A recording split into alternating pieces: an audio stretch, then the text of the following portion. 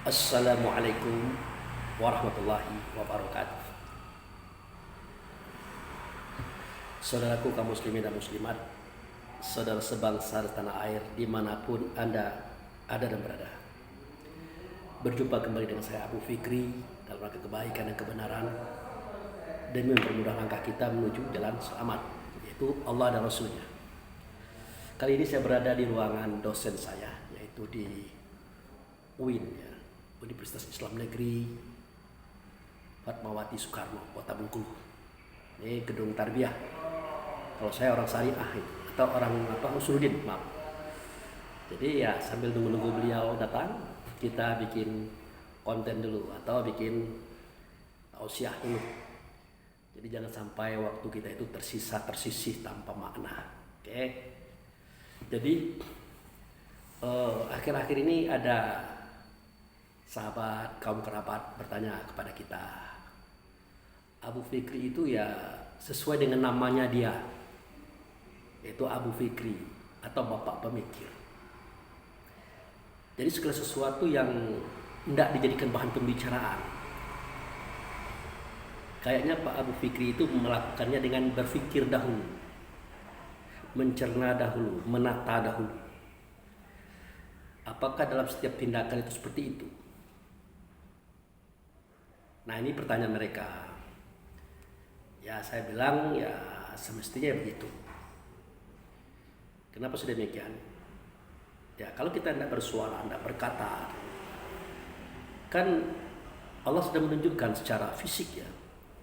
Ada bibir, itu penutup pertama.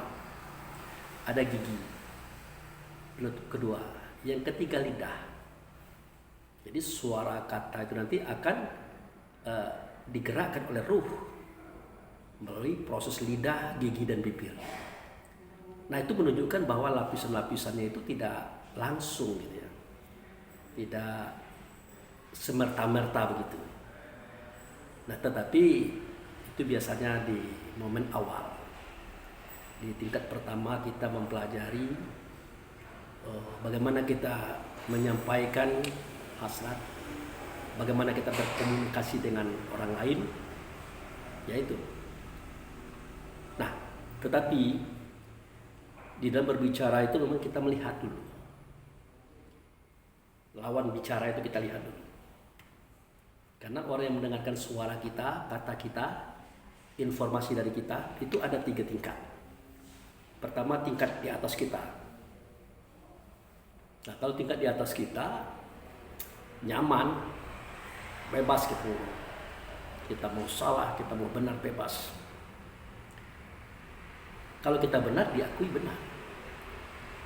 Kalau kita salah, dia tersenyum, dia ramah, dia mencoba memperbaiki kesalahan kita itu dengan lemah halus, dengan lemah lembut, dengan etika. Nah, itu kalau di atas kita. Nah, kalau satu gelombang, satu frekuensi, aman. Artinya nyambung omongan kita itu. Artinya sesuai. Terlepas masalah cocok dan tidak cocok, tapi nyambung. Nah, biasanya dalam diskusi seperti ini yang dicari adalah titik fokus solusi, kesamaan dan tujuan.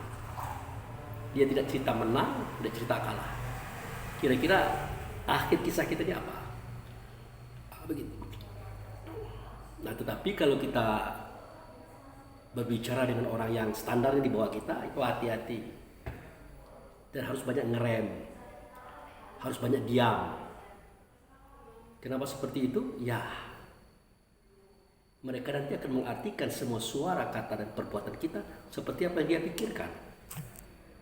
Susah kita menjelaskan, susah kita menerangkan, hasilnya seperti apa yang dia pikirkan. Nah, disinilah kadang-kadang kalau kita tidak sabar, kita akan marah, kita akan emosi dan bertengkar.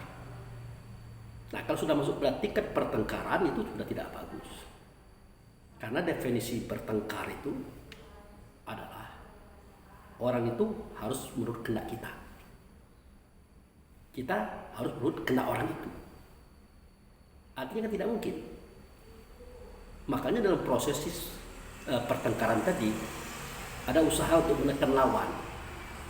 Apakah dengan suara, apakah dengan tindakan, apakah dengan arogansi, dengan tujuan biar pendapat kita diterima oleh lawan. Nah, ini ada di koridor orang-orang menengah ke bawah. Tapi untuk orang seperti kita itu tidak masuk. Artinya bukan kita sombong, bukan kita angkuh, bukan kita meremehkan mereka. Untuk mereka itu ya kita cuma senyum-senyum saja, ya diam-diam saja. Kalau ada hal yang bermanfaat kita keluarkan, ada sesuatu yang bisa kita berikan kita sampaikan, dan berikan enak-enak sama mereka. Nah, begitu cara kita menghadapi kapasitas dan kualitas saudara-saudara kita yang ada di bawah kita. Lalu bagaimana dengan kisah cerita yang dibuat selama ini, yang ada dalam video-video Pak Abu Fikri? Itu kan kayaknya tidak pernah memandang kelas-kelas tadi, kelas atas, menengah dan bawah. Nah, itu kan ada satu harapan di balik semua sikap yang saya sampaikan. Saya hanya membidik mereka-mereka yang membutuhkan apa yang saya sampaikan. Tentu masalah ini adalah kapasitas tidak kita perhatikan. Jadi siapa yang mendapat, itulah yang dapat, itulah yang beruntung.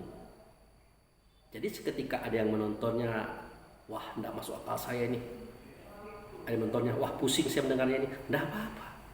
Berarti bukan mereka itu yang mendapatkan bagian itu. Dan saya juga tidak terlalu jauh berkeinginan tentang pencapaian penyampaian ini, tidak terlalu jauh. Kenapa saya demikian? Karena saya mengartikan setiap suara, kata dakwah yang saya sampaikan di video itu sebenarnya saya menasihati diri saya sendiri, mengajari diri saya sendiri, mengingatkan pada diri saya sendiri. Makanya di video ini ya yang terpampang di depan saya itu, di kamera itu wajah saya. Nah, kenapa di-expose? Siapa tahu di antara kita ada yang membutuhkan informasi-informasi itu. Maka dalam hal ini saya tidak terlalu ada sasaran, tidak. Saya hanya memberikan sesuatu mudah-mudahan bermanfaat bagi orang lain atau orang banyak. Begitu. Nah, kemudian ungkapan yang kedua daripada saudara kita mengenai masalah akal. Pak Abu Fikri itu lebih banyak menggunakan akalnya ketimbang Quran hadis. Nah, sebenarnya begini, kita sadari atau tidak, kalimat Allah yang mengatakan adinu wal aklu ladinu liman la aklalah. Agama itu adalah akal, tidak ada agama bagi seseorang kecuali bagi mereka yang menggunakan akalnya untuk beragama. Jadi di sini jelas bahwa orang beragama itu adalah orang yang berakal. Orang yang menggali agama adalah orang yang menggunakan akalnya. Jadi akal itu nomor satu. Makanya Allah Subhanahu wa Ta'ala dalam sebuah firman-Nya pada surah Ali Imran ayat 4, kalau saya tidak salah ya. Apa kata Allah? Min qablu hudal linnasi wa anzalal furqan. Sebelum aku menurunkan hudal linnas, petunjuk di manusia, seperti Taurat pada Musa, Zabur pada Daud, Injil pada Isa, Quran pada Muhammad. Terlebih dahulu aku berikan kepada mereka sesuatu yang bisa membedakan yang hak dan yang batil, yang haram dan yang halal, dan yang patut dengan yang tidak patut. Itulah akal. Nah, dari sini dapat kita analisa bahwa ternyata akal ini adalah alat untuk mencerna segala sesuatu, termasuklah kitab Quran, kitab hadis, buku-buku, termasuklah ceramah para guru, para ustadz, para kiai, para dosen. Jadi yang namanya kita bukan tidak mau menerima informasi dari luar diri kita, bukan. Tetapi menurut Abu Fikri itu wajib hukumnya melewati filter akal fikir kita. Makanya kita sehari-hari harus berusaha menumbuh kembangkan akal fikir ini supaya dia dewasa, supaya dia berkembang, supaya dia kuat. dan dia mampu mencerna sesuatu yang mungkin tidak bisa dicerna orang lain. Bahkan dia mampu menjelajahi sesuatu yang belum bisa dijelajahi oleh pemikiran dan akal orang lain. Ya tentu di bidang-bidangnya masing-masing. Kalau saya kan di bidang agama. Kata orang Pak Abu Fikri itu adalah condong dengan tasawuf. Saya kata tidak juga. Karena saya mulai berjalan dari syariat, thariqat, hakikat, ma'rifat, i'tiqad. Prosesnya berjalan sama. Tidak mungkin kita hidup ini hanya berhakikat saja tanpa bersyariat. Tidak mungkin. Karena dalam gambaran kehidupan, syariat itu kulit, hakikat itu isi. Nah makanya Imam Al-Ghazali sampai mengatakan begini, seandainya kamu ingin menanam padi, yang kamu tanam hanya kulitnya, yang tidak akan tumbuh. Tidak akan tumbuh. Kalau syariatnya saja ditanamkan sebagai amalan, tidak akan tumbuh. Sebaliknya, kata beliau, seandainya kamu ingin menanam padi, yang kamu tanam adalah beras tanpa kulit, hakikatnya juga tidak akan tumbuh. Bahkan beras itu akan busuk. Nah, ini sebuah gambaran yang diberikan oleh Allah dan Rasul kepada kita semua, bahwa hidup itu harus bersyariat, hidup itu harus berhakikat. Nah makanya kalau menanam padi harus beras yang ada kulitnya. Nah dia akan tumbuh, berkembang, membesar dan berbuah. Itu sebuah suara kata Allah dan Rasul kepada kita melalui alam semesta. Jadi tidak pula Abu Fikri melulu tasawuf, enggak juga. Enggak saja melulu hakikat, tidak juga. Tapi dia harus bersyariat, dia harus berhakikat. Sebagaimana dikatakan oleh Rasulullah, oleh para sahabat, oleh para mu'arifin, bersyariat tanpa hakikat dalam ibadah itu hampa, kosong. Contoh, bersyahadat, sholat, puasa, zakat, haji, hanya ritualnya saja, itu akan kosong nilai kalau kita tidak memahami makna yang ada dan isi setiap tindakan itu, kosong nilai. Atau sebaliknya, kita ambil hakikatnya saja, intinya saja, tanpa ada prakteknya, tanpa ada mengucapkan syahadataini, tanpa ada melaksanakan gerak tegak, ruku, itu dan sujud duduk, tanpa ada menahan lapar dan haus, tanpa memberikan sesuatu yang tidak dizakatkan, tanpa pergi ke Mekah atau Baitullah, ya batal juga. Nah makanya segala sesuatu itu harus seimbang. Ada luar, ada dalam, ada syariat, ada hakikat. Itulah kehidupan yang benar menurut orang-orang beragama. Itu. Nah kemudian yang ketiga kata beliau itu, Abu Fikri itu sepertinya toleransinya terlalu tinggi. Kadang-kadang kebablasan. Sampai-sampai dia mengartikan orang berbeda agama itu saudaranya. Orang berseberangan dengan dia saudaranya. Kalau kita kan jelas, innamal mu'minun ikhwah. Nah, sesungguhnya orang beriman itu bersaudara. Jadi yang bersaudara itu hanya orang yang beriman loh. Kalau mereka yang berbeda agama, berbeda iman, keyakinan kepada kita, menurut hadis ini itu tidak bersaudara. Itu kata mereka. Kata saudara saya berikan masukan kepada saya. Ya saya terima itu. Alhamdulillah, terima kasih saudaraku memberikan semacam teguran kepada saya. Tetapi ingat, pengertian al-mu'min itu, innamal mu'minun ikhwah itu cerita dari dulu, dari zaman satu. Saya katakan zaman satu, zaman di mana kita belum masuk ke dalam langit, di atas bumi, belum berkembang di alam. Artinya di alam sono, di alam sana.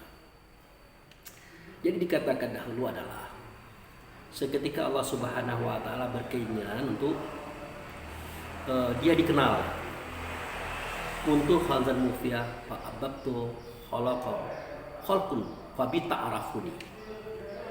Aku adalah benar atau semuanya aku ini kenal, ya, aku ingin dikenal, maka aku jadikanlah makhluk. Denganku mereka mengenal aku.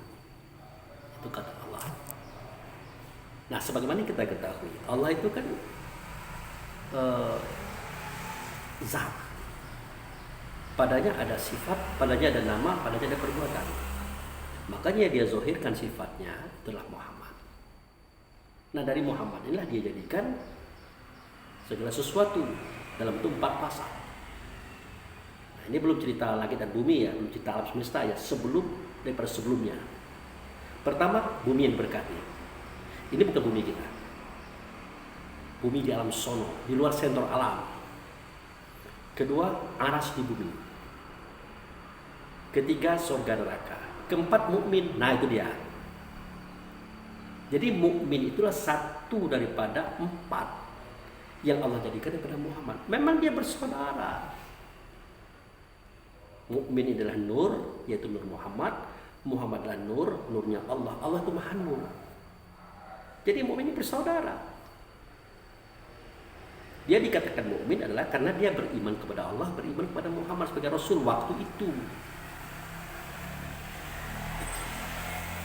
Bagaimana kisahnya? Nah, itu yang tertuang pada surat Al-A'raf ya, maksud saya. Pada ayat 172. Di situ jelaskan itu. Seketika semua mukmin itu dikumpulkan di dalam Baitullah, maka Allah memanggil mereka melalui Muhammad. Di situ Muhammad bertanya, "Alastu bi rabbikum?"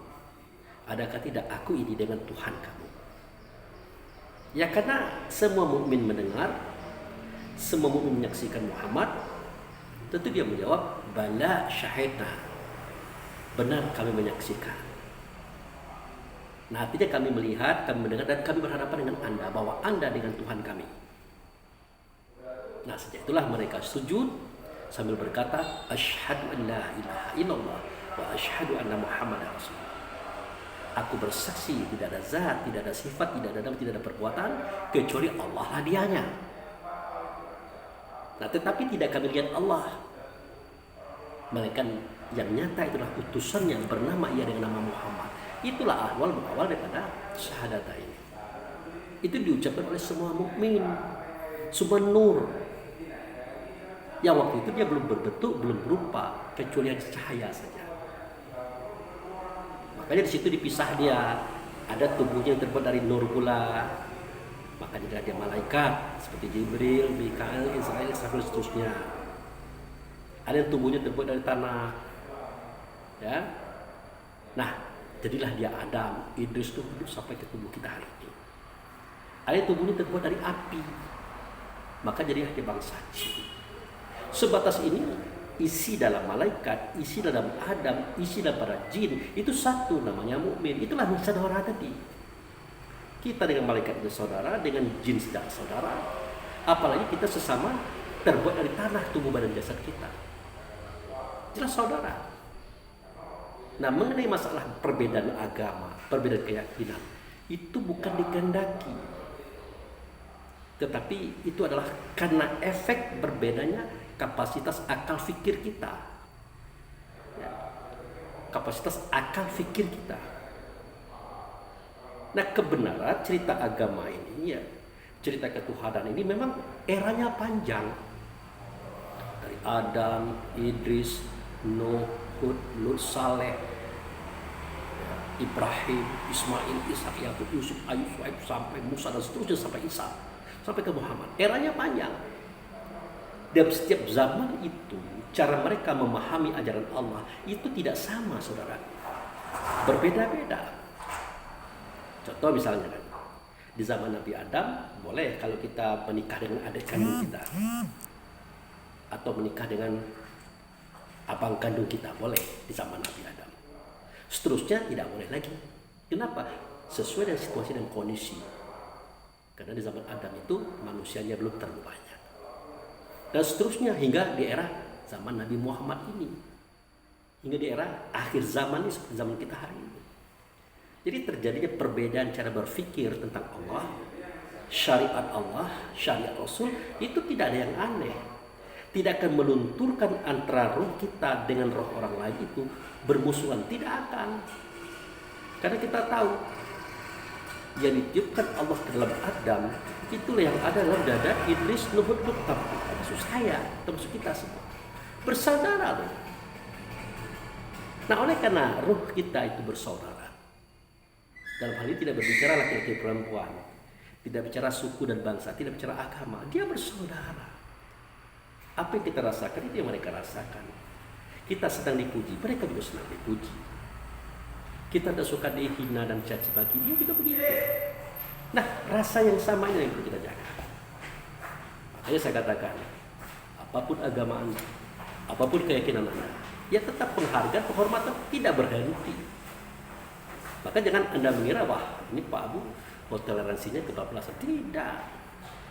Saya hanya menjaga rasa yang ada pada diri saudara saya. Karena apa yang enak di saya, enak di dia.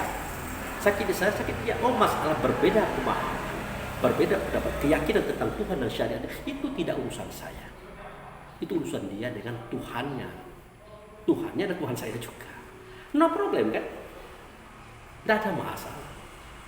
Termasuk kelakuan dan perbuatan, apakah dia itu pelacur, peminum, perampok, pembunuh. Bagi saya tidak ada masalah untuk saya bergaul dengan mereka. Saya tetap berbuat adil dan patuh pada mereka. Karena kita dituntun dan diarahkan oleh Allah Rasul menjadi orang yang baik, orang yang benar, orang yang bermanfaat bagi siapapun tanpa pandang bulu. Nah, itu kira-kira cerita dari saudaraku. Karena dosen saya sudah hadir, sudah datang, maka itu sajalah cerita kita di sela-sela menunggu beliau hadir tadi. Karena ya ada untuk menyelesaikan skripsi. Beliau ini kan pembimbing saya, penuntun saya. Semoga harapan beliau, harapan saya untuk menjadikan kita selesai dalam pelajaran ini, dalam tahap ini akan sukses dan berhasil. Dan semoga itu diberikan oleh Allah manfaat bagi saya, untuk kita semuanya. Ya bukan sarjananya itu, tidak. Ini kan kita kuliah ini, kalau apalagi sekarang udah usia 60-an, 60 tahun ini. Bulan 2 masuk 60 saya. Kira-kira untuk apa? Untuk titel tidak mungkin. Untuk uang tidak mungkin. Untuk jabatan apalagi. Tetapi ada keindahan dalam berusaha, cara menuntut ilmu, bergaul dan bermasyarakat. Nah, itu saja mungkin. Demikian saudaraku, kaum muslimin dan muslimat. Semoga bermanfaat. Lebih dari kuasa mohon maaf. Wabillahi taufiq wal hidayah. Assalamualaikum warahmatullahi wabarakatuh.